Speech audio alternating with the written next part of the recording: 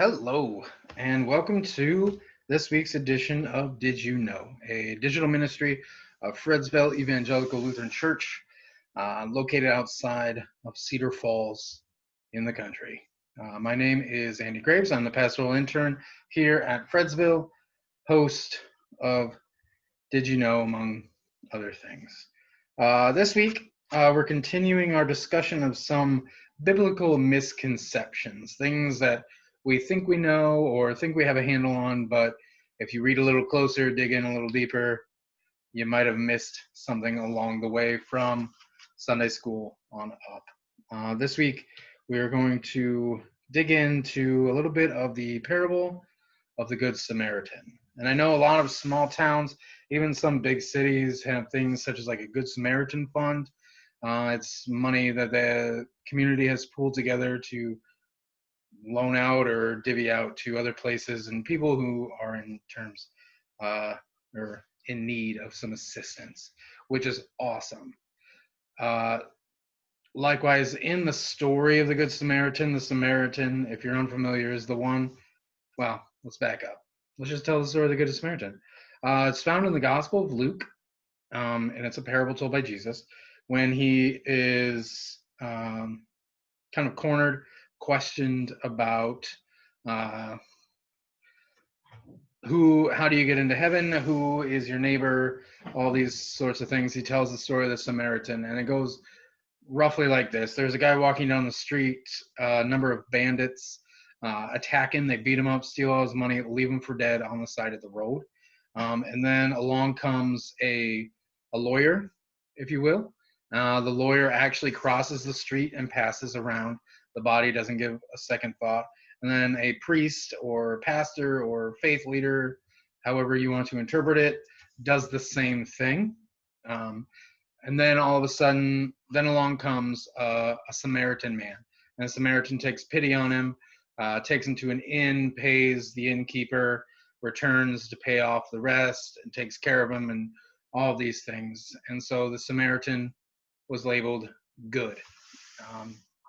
So that's where the Good Samaritan funds, the social nicety of the Good Samaritan comes as usually derivative of somebody who stops and assists somebody in need. What you might not have known is that the point of that story is not the good behavior.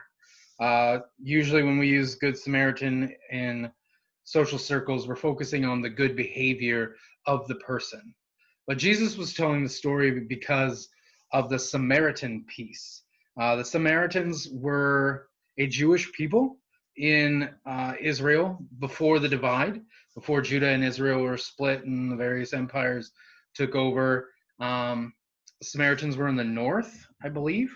You can fact check me if you like. But there was a cantankerous relationship between the one group of Jews and the other group of Jews. So the true Jews, if you will, didn't like the Samaritans. They were kind of anti-Samaritan. And so the fact that Jesus used a Samaritan to do the good work of taking care of the person in the story was counter-cultural. They wouldn't expect a Samaritan to do the good things that the man did in the story. And so it wasn't the good behavior that got the Samaritan the reward. It was the fact that the Samaritan did it. So then after the story, the person questioning Jesus, like, well, Jesus asked, so who then is your neighbor? The one that showed the compassion, that showed the pity, was your neighbor, and happened to be a Samaritan, not a Israelite, if you will. And so with that, being a good Samaritan is fine, but in terms of parable truth, the focus is on the countercultural nature of a Samaritan doing good things to Israelite people. So it's not the behavior, it's the person themselves. And so to be a truly good Samaritan is to be countercultural in such a way and good way that is unexpected in your circle of influence. So there you have it. Good Samaritan, countercultural, unexpected, doing good things in the community. With that being said, if you have any questions, please feel free to reach out. Fredsville is on Facebook. You search Fredsville Evangelical Lutheran Church. We're there. FredsvilleLutheran.org is our website. You can email us. You can Facebook us. You can find our phone number and call. We are checking all those things all the time. So please reach out if there's anything we can do for you. We love praying for people. We love chatting with people.